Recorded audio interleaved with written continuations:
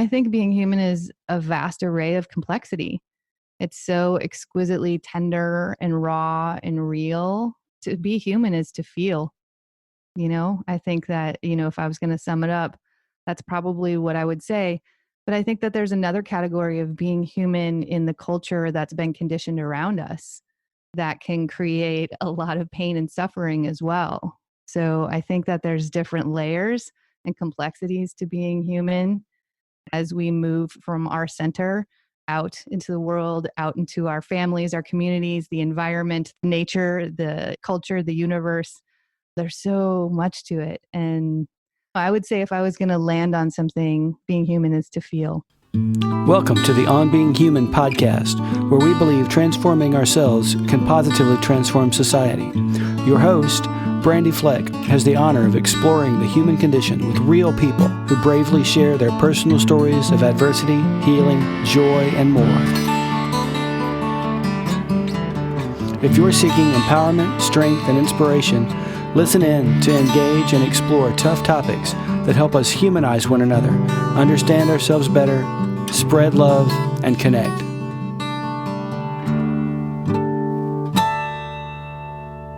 Welcome back this week to the On Being Human podcast. I'm your host, Brandy Fleck. Today's guest, Lori Reising, is the founder of the Raw and Wild Hearts podcast, Awakening Your Life Force retreats and Beginning Within Therapy. She has been in therapeutic practice since 2001, providing trauma-informed bodywork, pelvic floor therapy, pain management, hypnotherapy for wellness, childbirth education, therapeutic bodywork for fertility, pregnancy and postpartum, and newborn craniosacral therapy. She studied under an assisted world-renowned visionary John F. Barnes since 2001. She presented her well-received workshop, Get to Know Your Pelvic Floor, at the annual Hypnobirthing Conclave in San Antonio, Texas in 2018. She offers online wellness consultations and birthing education, which allows her to work with people worldwide. Lori also offers a unique retreat opportunity in several locations per year. By combining a safe space to connect with others on a path of discovery where we peel back the strongholds of trauma held in the body, along with pelvic floor education, self-care techniques, dynamic flow exercise classes, and surfing lessons, she has created an utterly transformative week that will take your life in directions you may not have ever thought possible. Through her podcast, she provides an invitation to her Wild Heart Revolution, which is one of destroying this culture rooted in fear to uncover the unconditional love and divinity we are meant to thrive in. Her mission is to explore the vast expanse of humanity by embracing all that we are and all the ways we can live in our full and divine selves. She is currently working on her no-holds-barred book on childbirth to help return it to its true roots, which is the access point to gentler and healthier communities. In this episode, we explore Lori's life. She tells us about the impact of her closed adoption, her loving parents, meeting her biological mother for the first time, and how an abandonment wound has played out in her life, touching everything from dealing with relationships, losing her own biological children, losing her health, losing her marriage, and starting over in life after experiencing those crushing losses. Through Lori's experience, she's now able to use empathy to help others through birthing and creating their families, as you heard in her bio just now. You'll learn it's okay to embrace the wild part of your soul in this episode. You'll also see that depression and suicidal thoughts can still coexist with a great life. You'll learn about the amazingness of nurture, but also about the incredible power of biological connection and the impact of bonding with your environment when you're in the womb and after. We talk about rising out of years' worth of grief and resulting physical issues to begin thriving again. Lori had to make a massive change if she wanted to save herself. And she did.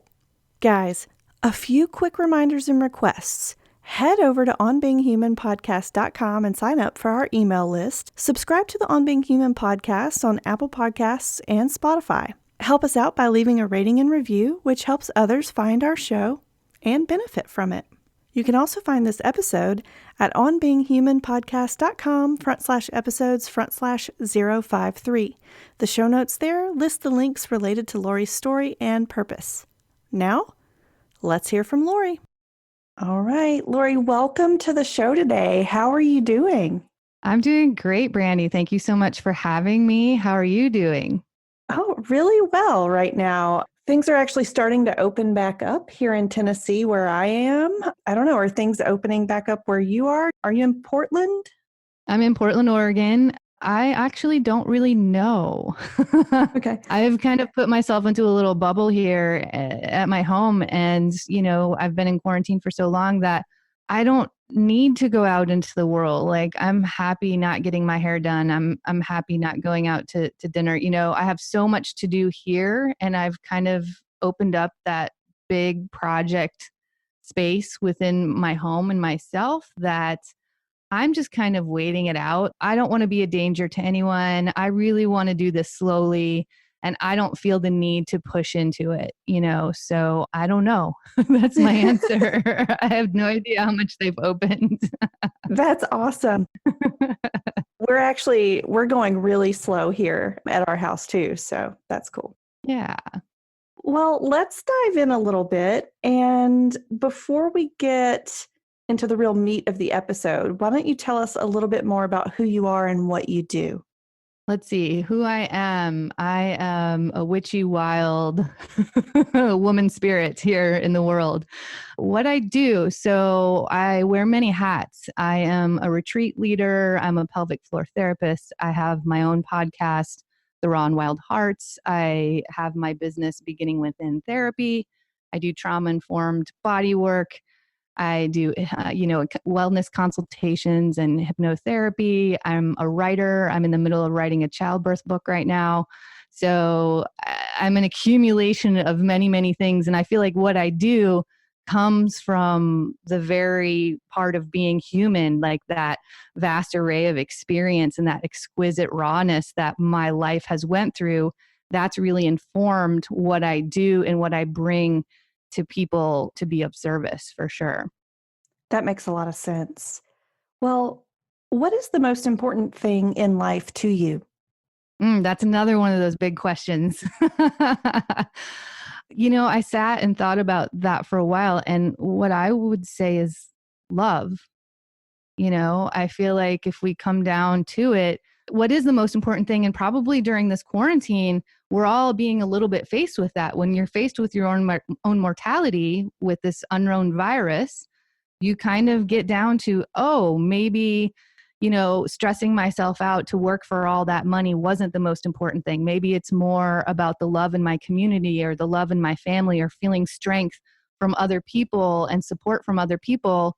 Because if I just focus on getting all that money, maybe that's not, I'm not going to have the people in the community in that way. So what I really believe is happening is we're seeing how important community is over currency right now, because that's what will sustain us, especially through times like this. So I think it really does come down to love for ourselves, love for our communities, love for our family. And, what does that mean? And what does that prompt us to do in life? Yeah. Yeah, I agree. So nothing more to say there. Well, I'm so excited for you to be here today. Your journey has been full of some heartbreaking and traumatic events, but you've also chosen to move forward on a positive life path after starting to heal. So we're just going to spend this whole episode learning about your life. So let's start with, what was your life like as a child? So as a child, I had the most wonderful childhood. I grew up in small town, country Iowa, with very little rules and regulations out in the country. So, I just ran wild. And I think that's probably why I am such a wild spirit now. I just kind of grew up of the land. And so I feel such a kinship with the environment and the land and nature. So I had a wonderful childhood. That being said, I was plagued with a really deep abandonment wound from my adoption process. And so, again, I feel like that's that complexity. I could have so much love from my family and such support and such a beautiful journey. But we aren't just nature or nurture. We are nature and nurture. And so, that wound started while I was in the womb with my biological mother, and that has traveled with me through my life. And as a child, it was really prevalent in my thoughts, in my subconscious mind. So I had some difficulty growing up, especially as I was getting into adolescence, and I had a lot of depression. And so I had to work through that as well, all the while having this amazing and fantastic life that my parents had curated for our family. That actually, right now during quarantine, we're going back, we're doing family Zoom calls, and we are going over all of our memories, and we're laughing and having such a ball together, and really getting closer and closer, just remembering all of that beauty and love that we had as a family and growing up. So the complexity of my childhood is there, and the beauty of it is there as well. Gotcha. Well, that's really awesome. Can you go into a little more detail, if you're comfortable with it, about the wounds that came from your adoption? So yeah, it's definitely an abandonment wound, and it's a trust wound as well. So I talk a lot about epigenetics because I teach childbirth classes, and this is my passion in changing the way that we view childbirth and the way that we support childbirth. Because what happens through that journey in prenatal time, your birthing experience, and immediately postnatal actually informs much of who you are as an adult. And that, moves through your life with you. And so when I experienced abandonment as a baby, because my mother had to give me up, so she had, for herself, she was protecting herself. She had withdrawn emotion. So I didn't get that parenting, like that excitement from a parent that was like welcoming you into the world and couldn't wait to see you and be with you. She was so terrified as a teenager that she had to give up this child, that she basically, had to just turn it off. And then when she gave birth to me, I was wheeled immediately out of the room. I didn't see her. I didn't touch her. She didn't hold me. There was no kind of connection. And we now know scientifically, through scientific evidence, how that affects a child for the rest of their life. Because I didn't develop trust coming into the world. No one took care of me. I wasn't held. I wasn't, I didn't get the skin to skin bonding. That is our natural medicine. I got none of that. I didn't get nourished right away. That's what a baby's looking for when they come into the world. Mm-hmm. I got separated from all of that. So what I learned immediately upon my entry into the world was that no one's going to take care of me. I have to take care of myself. So that created such a trust wound with the world. You can look through all of my relationships and you can see that in a very prevalent way, the way that has informed much of my life. Gotcha. And it was back then, it was in the 70s. So I was taken to a nursery, and I only got bonding when a nurse came in to feed me or change me, because this was a job for them. Mm-hmm. They weren't there to nurture me for 24 hours. So I was basically laying in a crib unless someone had to do one of those things, just do the essentials. I got no skin to skin bonding because they didn't have any idea how important that was back then. That's our best medicine, is actually being skin to skin with our parent. And I finally got into a home when I was 3 weeks old. So at 3 weeks, I got much more of that nurturing and much more of that bonding, but still probably never skin to skin because I never got breastfed. So that all of that was carried through. And so as a child, I remember constantly saying to myself, why didn't she want me? Why didn't they want me? Why wasn't I enough? Yeah. And so that carried with me until I actually met my biological mother when I was 19. I was quite suicidal until then. And when I met her, I wish I could explain the feeling in the room. First of all, it was like I was looking at a mirror. It was like this was me in another body. And I had never had that through my life. I didn't know what a biological connection was because I didn't have one. And when I felt that, it was the most powerful feeling. It was like power when you feel that connection between two people. And I felt her love, and that changed. And I was never suicidal again. Wow. Okay. Yeah. I could write a book on that, the nature versus nurture. You know what I mean? Yeah. Because I've seen it firsthand. I'm so blessed that I actually got to meet my biological parents, and I get to see how my life has played out in different ways according to nature and nurture. Mm-hmm. So you've met your mom and your dad? Yes. Okay. And what I find really interesting, and this is what I tell people in my childbirth classes, I tell people my story because when you look at someone and you hear their story, it becomes an actuality. Like you can hear, how important it is, the skin to skin bonding and how important birth is and things like that. But when you see what happens to an adult or to a child as they're growing up into adulthood from that experience, then you're like, oh, it hits home a lot deeper. And so what I tell people is when my mother found out she was pregnant, she moved back home into the house with her parents and she moved out of state. So my father, my biological father, was never in the same vicinity as her. They were done, moved away. So I never heard him. He was never in my environment while I was in the womb. Mm-hmm.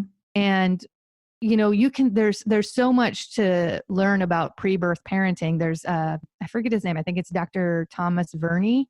He's written a couple of books. One of them is called The Window to the Womb. It's really fascinating. And so, babies in the womb are constantly aware of their environment and bonding with their environment.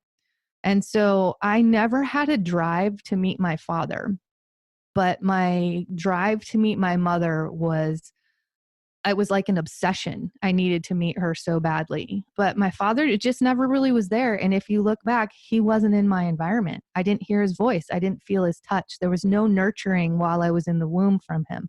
Mm-hmm. So I find that to be really interesting. Yeah. To know how powerful that time in the womb is and how much babies are picking up everything in their environment. Now, I have a pretty close relationship with my grandmother, which is my mother's mother. Mm-hmm. And my mother lived with her parents while she was pregnant with me. Okay. So it's quite fascinating when you look at it that way. Yeah, this is all really cool. How did you meet your parents? Did you, go sleuthing on the internet to find them, or what was that like? So back then so I came from a closed adoption, and you had to write a letter to the court, and they decided if they believed you had positive intention in meeting your parents, they would grant it. If they thought there was ill intention, then they would probably deny it. But I wrote a big old letter when I was 18 to the judge, and the judge said yes. So then they allowed the adoption agency to put out a search for them because the adoption agency had their information. And they put out a search, and my mother was found within a couple weeks. I remember the shock that I went through when I got that phone call. I'm actually just the scene is going through my head right now, talking on that phone, because back then is when we actually talked on real phones. Uh-huh. Yeah, so I think I probably met her within a month or two of that phone call. Okay. Yeah, it was definitely life-changing for both of us. Yeah. Okay.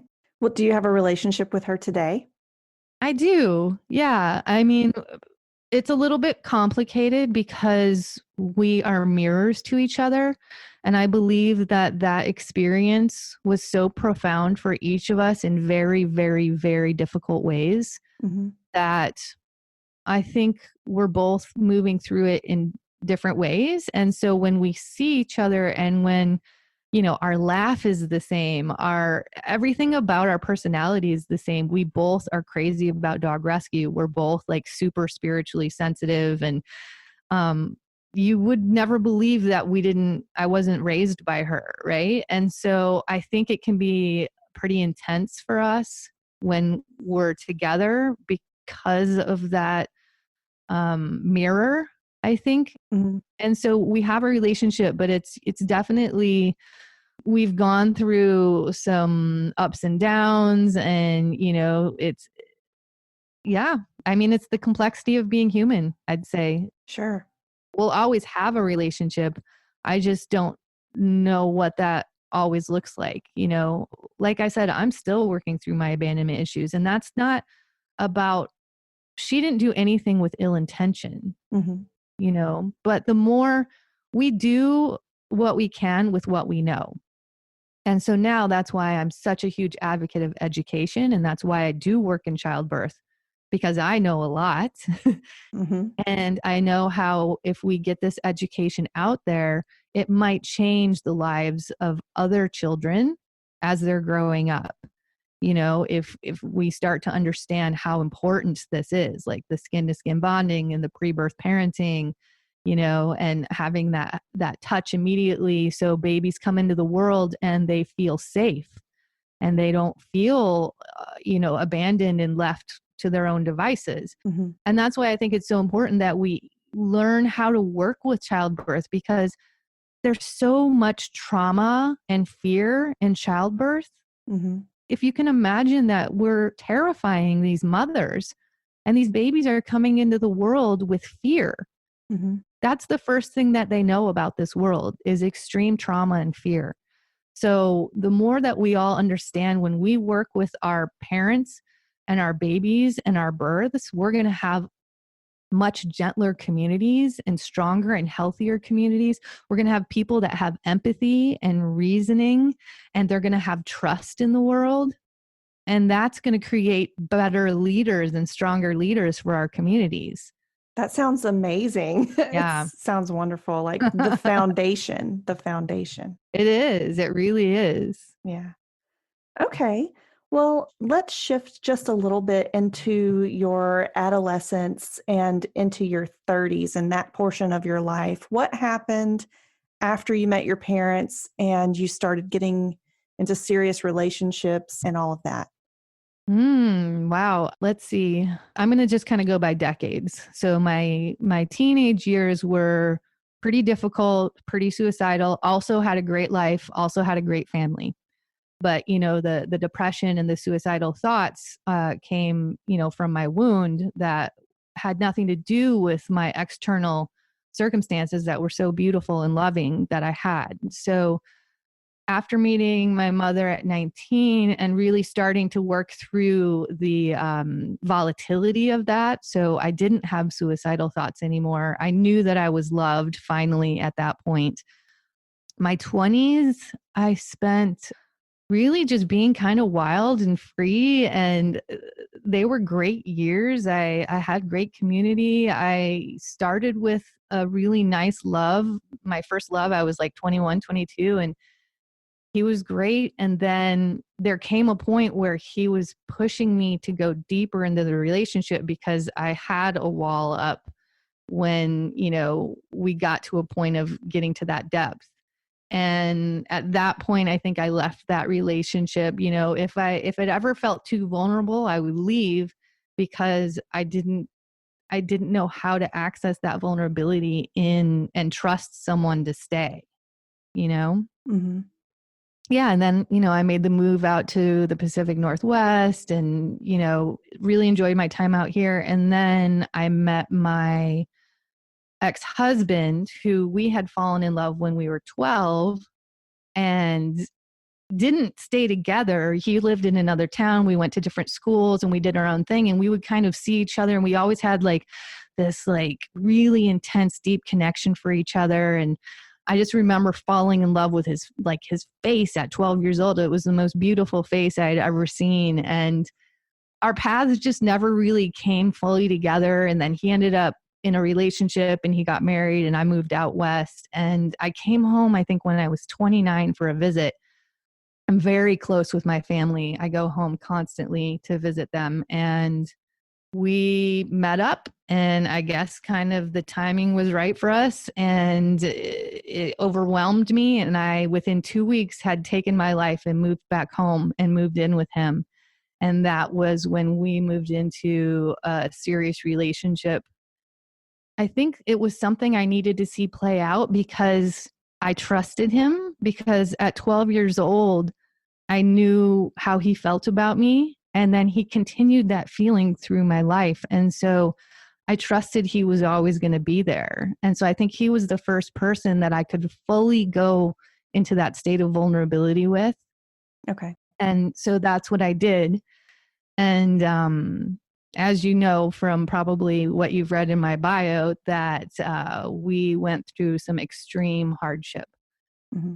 And my trust got completely shattered, probably more than it had ever been before. We had such a beautiful first, I think we were together a year. Oh my gosh, we had a farm together. We were so madly in love. It was such a blissful time. And then I had never even really thought about having children until I was with him. And we decided we wanted to have a child. And we started trying, and it really didn't take us long to get pregnant. And so we got pregnant with a little girl. And then she passed away when I was 6 months pregnant with her and ended up being stillborn. And that shattered me. Yeah. It completely shattered me as a person. And like I said, I lost all trust in the world, in life, when she was taken away from me. And we went through such a difficult, traumatic process when she had passed, because we lived near a small town. They had no idea how to work with it. They had never seen something like that before. Oh. We had to go through 2 different hospital stays. They left her inside of me for 10 days, I think, in between the 2 hospital days. So it was a very long journey to releasing her from my body. And that, in essence, created a lot of difficult health for me for the rest of my 30s. The toxicity that I think my body took on from that, on top of the grief and the devastation. I don't know much about it, but 10 days does seem like a really long time. Yeah, they were just kind of hoping that she would naturally just be born. They kept giving me the Pitocin, and it wasn't doing anything except, like I said, I was so grief-stricken and devastated that I just didn't care what they did. Mm-hmm. The pain going through that much labor with nothing happening was awful. It was so terrible. Mm-hmm. But then finally, the second hospital stay, we went to a bigger town and they knew what to do. And maybe by then my body had started the process of releasing her as well. So it might have been a little easier by then. And that's when I gave birth to her in that town. Okay. The level of trauma was so high. In the first hospital stay, across the room from us was Dean's sister giving birth to her living child. Wow. So that happened in pretty much the same night. We were both in the hospital. Wow. Okay. Yeah. And then the week later, when we went into the next hospital, when we gave birth to Dunia, his brother gave birth to a living child, or his brother's wife. So it was so hard because I couldn't be near those babies. I couldn't be in their lives. And this was, it was my in-laws. Mm-hmm. And we were all supposed to be having babies at the same time. So there were so many layers to the trauma of this experience. We both were grieving in different ways, and we handled the grief in different ways. He wanted to be in those babies' lives. He wanted to hang out with them, and I just couldn't bring myself to do it. Mm-hmm. And so our relationship started suffering. And of course, we just wanted to get pregnant again. So we had to wait however long and then try to get pregnant again. And then we were starting to suffer from infertility. I didn't know how sick I was, and I think that had a big part to do with it. And then we ended up getting pregnant again, I think 2 years later, and then we miscarried that baby. Okay. And by then, we pretty much were shattering. I was sick. I was devastated. I was crying every day. We were going through our relationship issues, and I wanted to believe I could somehow have a life that was going to be different than that, because it was lasting for so long. Mm-hmm. And I was losing community. I was losing my friends because I couldn't be around their children. I was at the ripe age when all of my friends were having babies. Yeah. I was in a small town where everyone knew what happened to us, and they were always asking, like, when were we going to get pregnant again? Yeah, there was just so many layers of trauma that I finally kind of broke and was like, I have to leave if I want to save myself. And it really came down to that. I mean, honestly, I was a shell of a person walking around, and I didn't want to feel like that was going to be the rest of my life. Mm-hmm. It was too painful. Yeah. Okay. So I have a couple of questions related to different things. Well, when you say you were sick, what were you sick with? What happened? Yeah, no one could figure it out. So basically, what I have figured out by now is that the stress that I was under created such adrenal fatigue for me.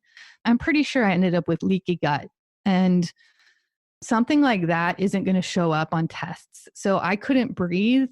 I just had so much difficulty every day. And that was the biggest symptom, was I wasn't able to breathe. And they had figured out that I had MTHFR, which is a genetic mutation defect that about 60% of the population have, and it can affect pregnancy and fertility and things like that. So as far as we know, maybe that's why Dunia died. There might have been a blood clot in the umbilical cord. And so because I had that, like, the doctors were like, do you have a blood clot in your lungs? Is that why you can't breathe? And really, I think it's because my liver was so taxed from the toxicity, and I was crying every day for years, Mm-hmm. that I think my adrenals completely burned out, and that affected my digestion. And then basically my liver wasn't able to, keep up with whatever toxins had come about. Mm-hmm. And so once I started really working on my digestion and liver, it took me years to work on that to get to the point where I could breathe normally. Okay. But I went through every test under the sun. I had like CAT scans and MRIs and, blood tests, constantly checking my nutrient levels and, looking to see if I had blood clots. It was crazy.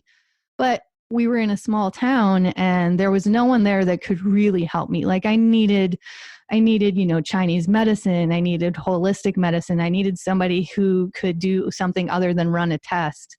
And I knew if I came back out west, I was going to eventually find someone that could help me with my health care as well. Sure. Because I was still hoping to have a child in my 30s. I left when I was 34, and our relationship was, our relationship ended up playing out for the next 8-9 years, something like that, even though I had left. I did want to have a family, so I needed to get my health back on track in order to try to do that. Mm-hmm. So your husband at the time didn't go with you? No, Okay. he didn't. He didn't want to leave. That is his land back there. Like, he is born and raised there, and I am too, but he's never left. And we had a farm, and he loved it there, and I didn't. This is more of my home out here in the Northwest, even though I was raised back there. And he just made the decision that he was not going to come with me. And then we spent time over the next years when we were in and out of relationship constantly, where we talked about him moving out here. We looked at land out here. I spent time looking at other places that we might be able to live. We have very different lifestyles. He's very much of the small town, more conservative persuasion, and I am very liberal, spiritual, very witchy. So we fell in love when we were 12, before we were going to become the adults that we are. Mm-hmm. And I think it was kind of a detriment to us, because we were trying to make something work when our lifestyles were so different. Gotcha. Okay.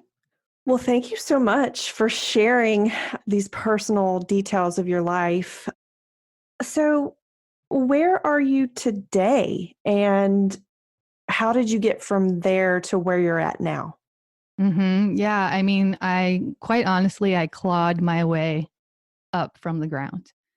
I never thought that I would be happy again. I never thought that I would have fulfillment in life again. So it took years. This isn't something that, I just switched off and on, and it came. So deciding to leave him and come back out west, that was the first step, but there was so many years after that. And that's when I really dove into changing my career to work with other women that had experienced similar situations to me, Mm-hmm. because I wanted to help them be able to have living children.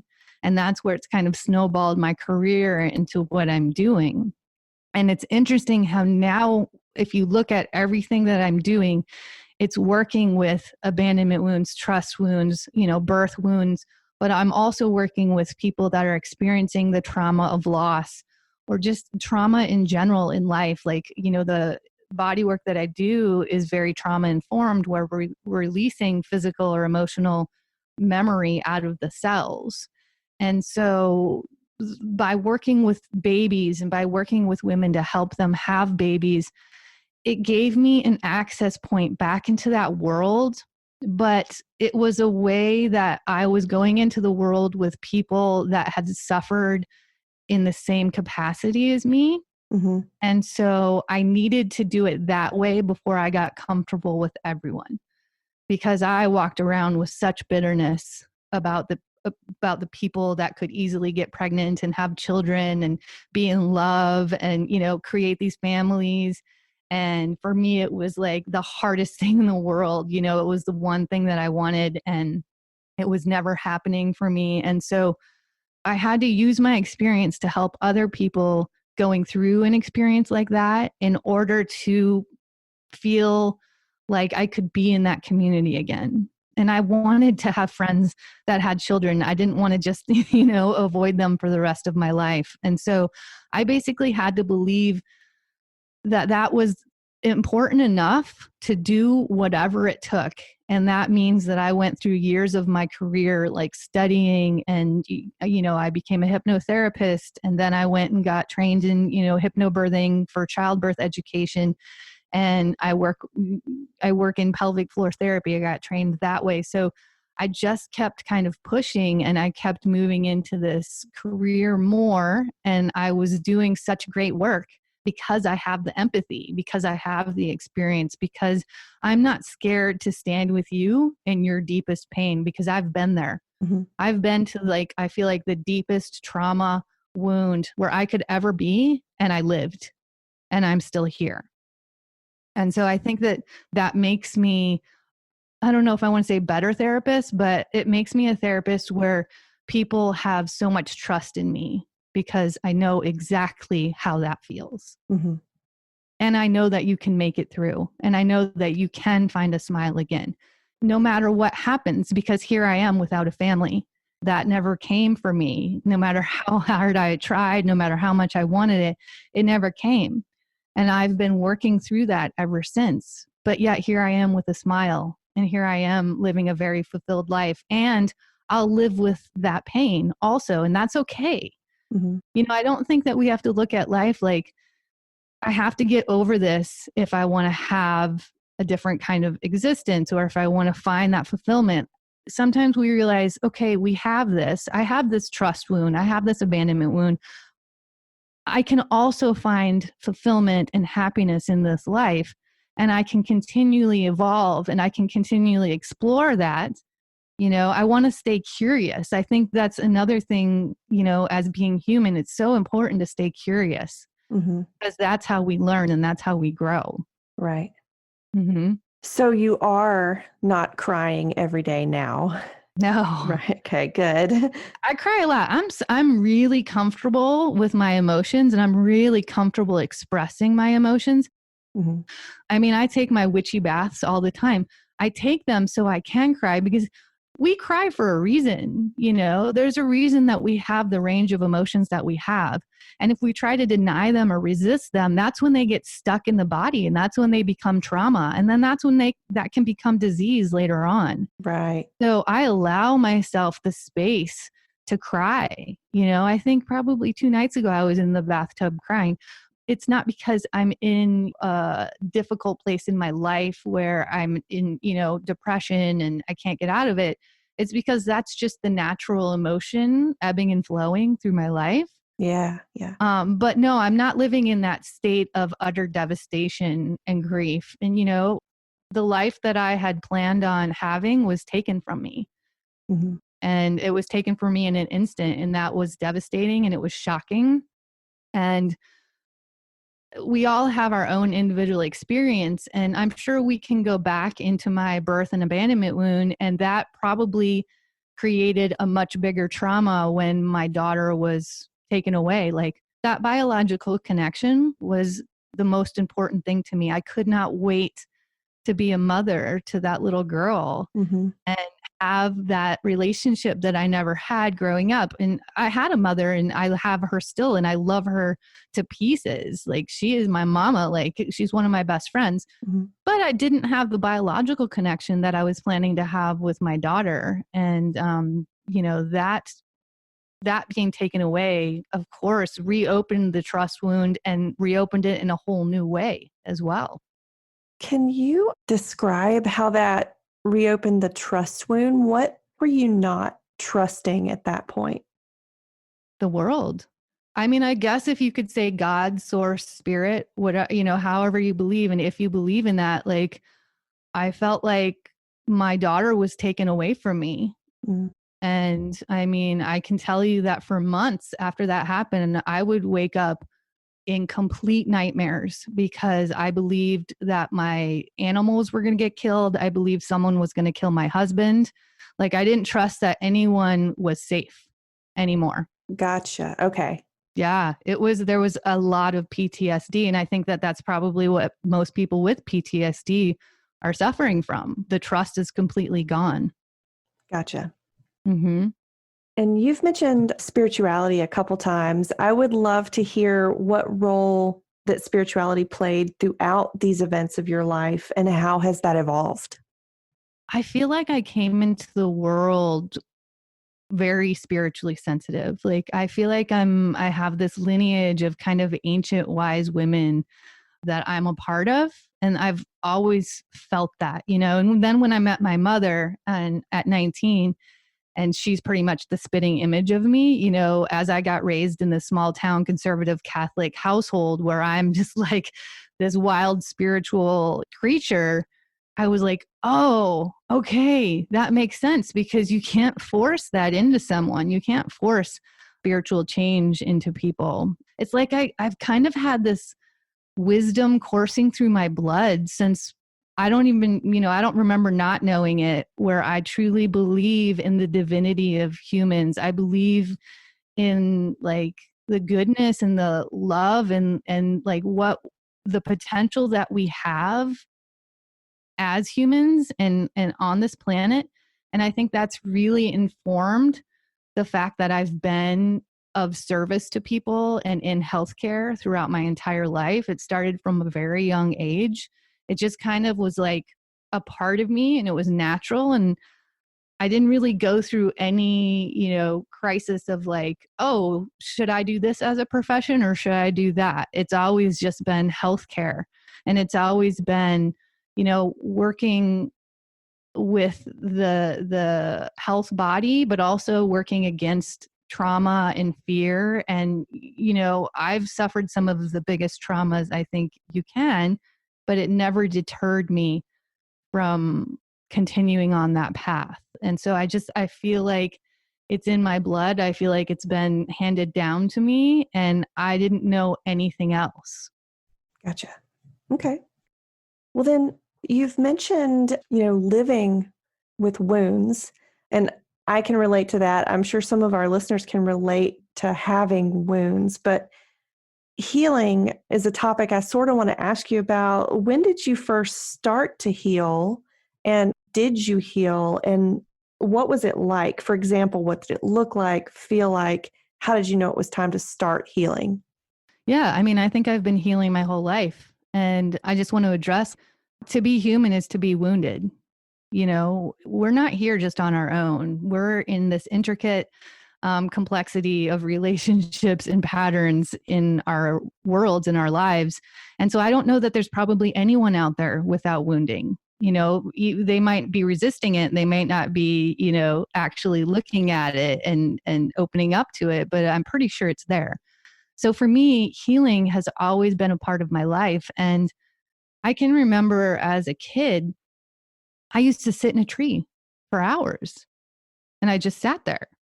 And I realized later on when I actually started studying more meditation practices and more, spirituality practices and had the wherewithal to like really open up to that, I was like, oh my gosh, I've been meditating since I was a child.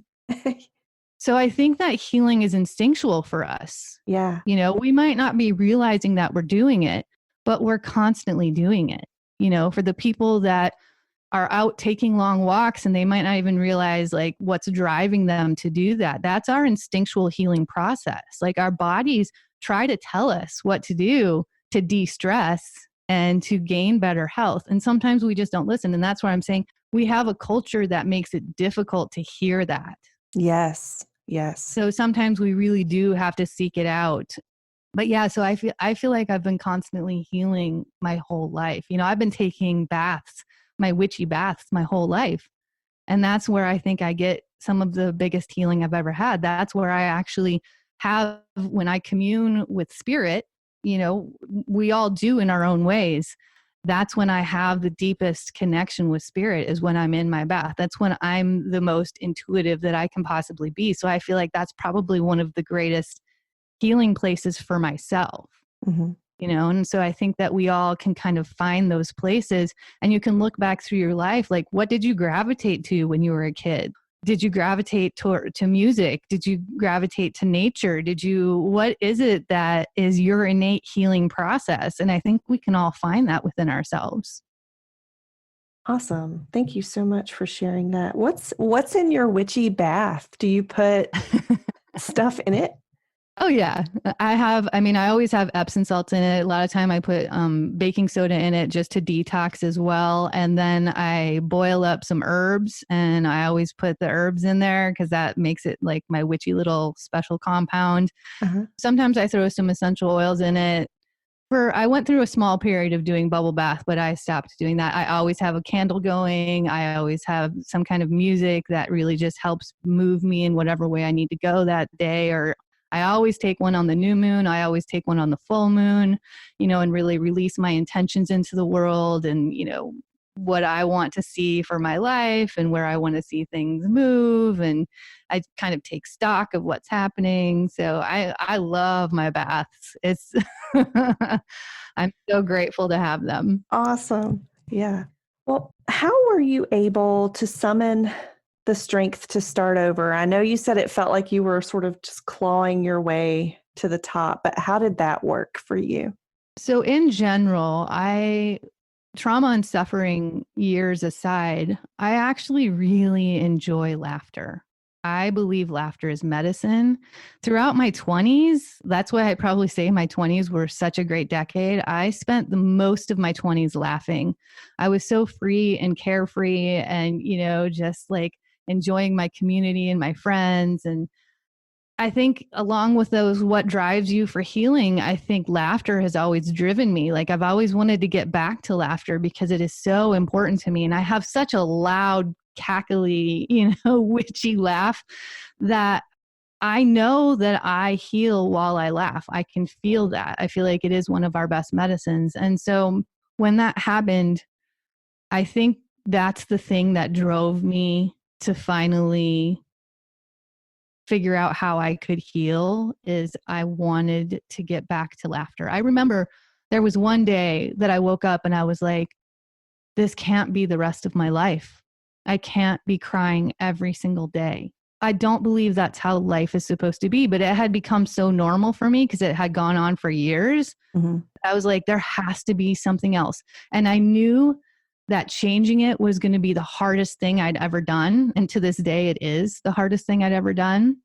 Starting, leaving my husband and my land and starting completely over from scratch while I was sick and, trying to make money and trying to rebuild this life. It was awful. It was so hard. But I also knew that I wanted to be the person that I was in my 20s.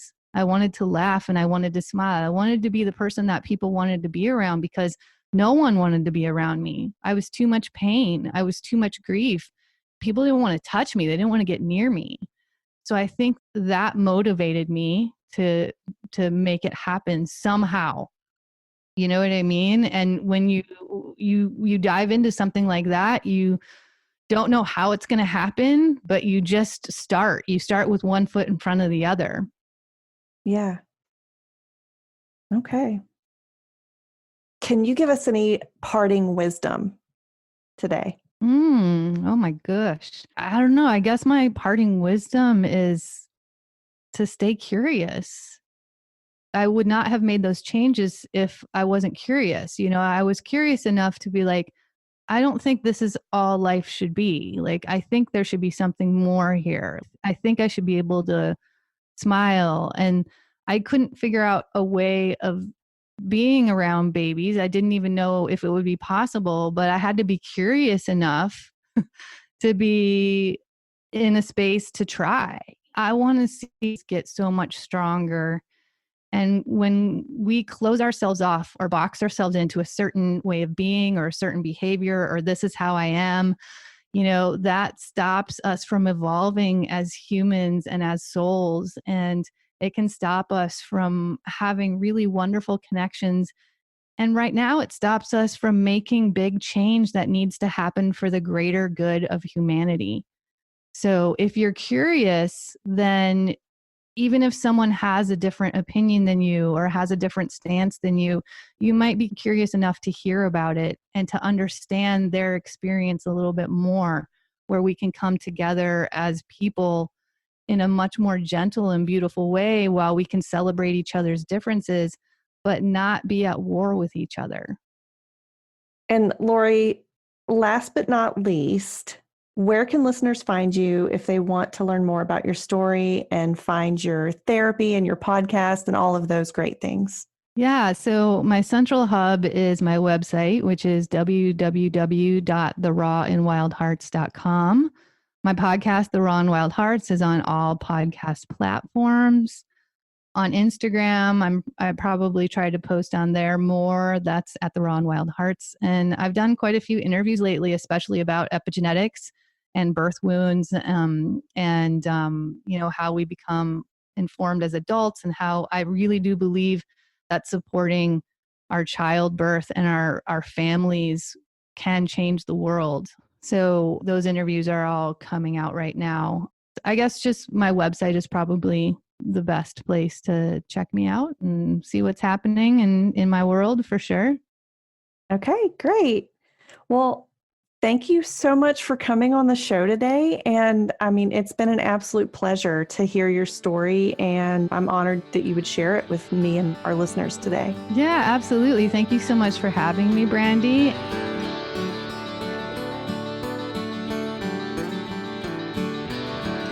So there you have it. I hope you enjoyed this episode. Tune in weekly at onbeinghumanpodcast.com for more soul-exposing explorations of what it means to be human. Until next week, love to you all.